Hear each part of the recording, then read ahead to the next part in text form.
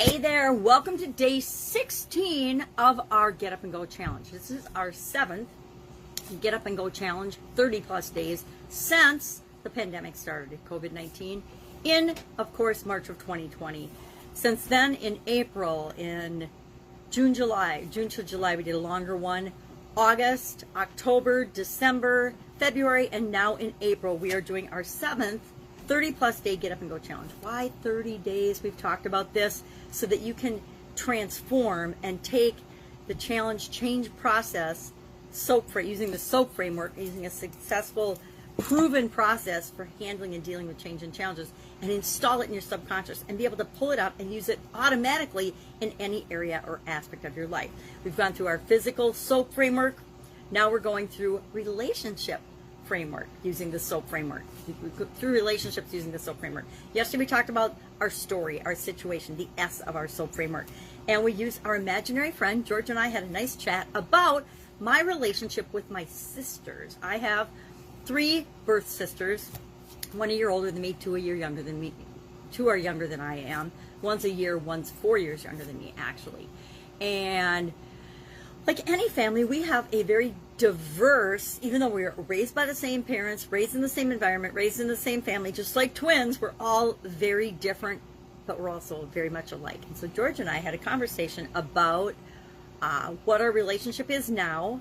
We talked a little bit about what it was in the past, because whenever you're talking to your imaginary friend, they bring up the past, right? So we talked about that, and then we talked about what do we want that relationship to be. Well, there's a gap between what my relationship is with my sisters right now, especially during COVID, and what I want it to be going forward and for the rest of my life, right? My sisters were always my best friends, and over, raising our families and things, we grew apart, and we go your separate ways when you're raising kids, and we're not as close as we used to be. And so I want to work on that relationship. I want to change, go from where we are to where I want us to be. Back to more like when we were kids, when we were close, when we were best friends, and we did tons of crazy fun things together. So George and I chatted about that. And then today we're going to look at the O in our SOAP framework. Once we identify where we are to where we want to be, there's always a gap in between there, right? Unless we're dead, chances are where we want to be and where we are exactly right now in our life is slightly different. We always want to be improving and making our life better. So how do we get there? How do we get from where we are to where we want to be? Well, O helps us do that. It helps us to identify different options and possibilities, knowing that anything is possible, right? In any area or aspect of our life, if we just believe it is. And we believe it is by opening ourselves up to the possibility and the options that are out there, or that could be out there. We talked about infinite possibilities with respect to our physical well-being. Now today we're going to talk about one of the best tools you can ever have in your toolbox, no matter what, is visualization, imagination. I call it lost my train of thought.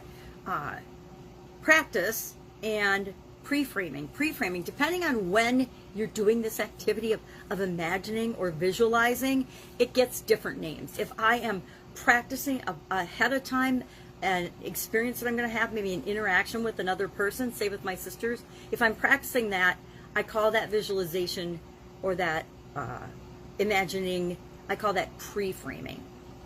If it's after the fact, if I'm replaying and re-going over and learning from an experience I've already had, that's, exploring the past and learning from the past. So it's got different names, but it's a really, really powerful tool. And it can be used in any stage of the SOAP framework, right? Normally you'd think, okay, well, if I'm using my imagination and I'm thinking of something and how I want it to be versus what it is, maybe that's better for the S in our SOAP framework. Well, absolutely can use it for that, but you can actually use it in any time, any experience, and in any place.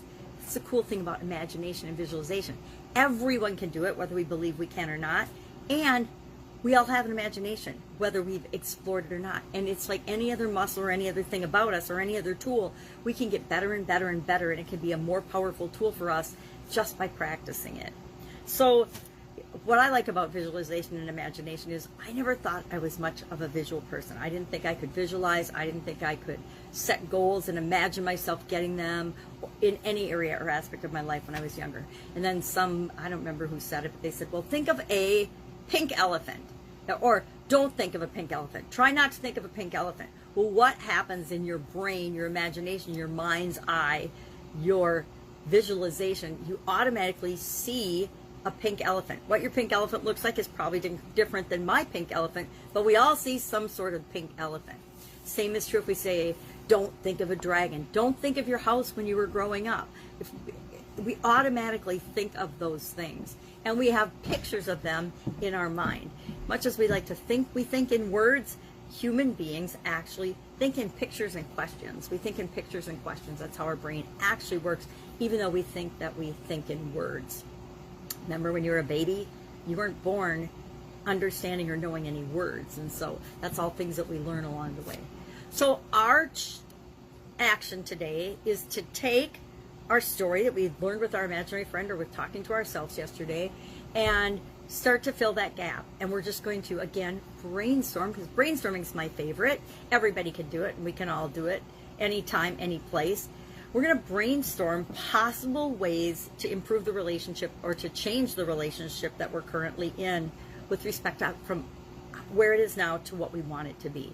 With COVID-19, there's been a huge upheaval and impact on many, many people's relationships. A lot of them have been positive changes and impacts. A lot of things that couples and families have been ignoring have come to the forefront because people have spent more time together as families in the last year than they probably have in all the cumulative years of their life previously.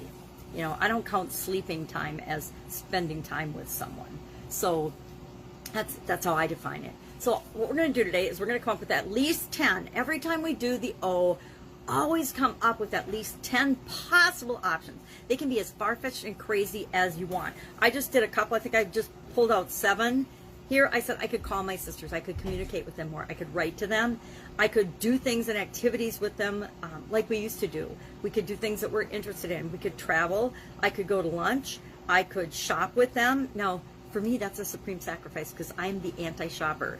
My daughter used to shop with my sisters because I've never been a shopper very much, not since I was in college. We could get our nails or our hair done or do some girly spa things or whatever.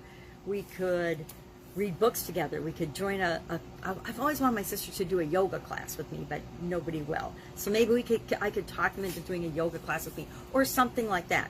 And I'll continue and make a list. I wrote 15 things, so I'll come up with at least 15 things. Then we're going to share in the comments below 3. Why do I have you share 3? So we get out of that black and white thinking that we only have 2 alternatives. It's this or that.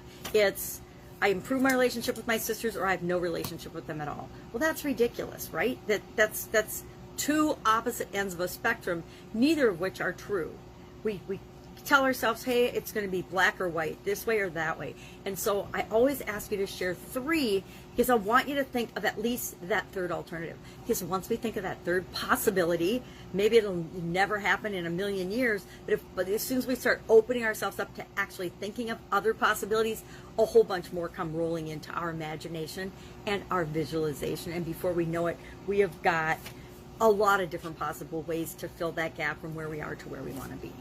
Any questions? Hit me up about this. Otherwise, go to it. It takes like no time, no energy. You can do it anywhere. Use your imagination. Visualize possible ways of filling that gap. Brainstorm them out. Take a Post-it note around with you today and just add the little things as you think of them. That's what I do. Or I take my notebook with me. I throw it in my purse. And as I think of things as I go about my day, I'm actually doing something with my sisters today. So that will be a way to test where and get a feel for where is our relationship and where do I want it to be. All right, have an awesome day. I will, of course, be with you tomorrow, and we're going to talk about the A in our SOAP framework. Any questions? Ask. Always ask. I'll be with you tomorrow. Bye.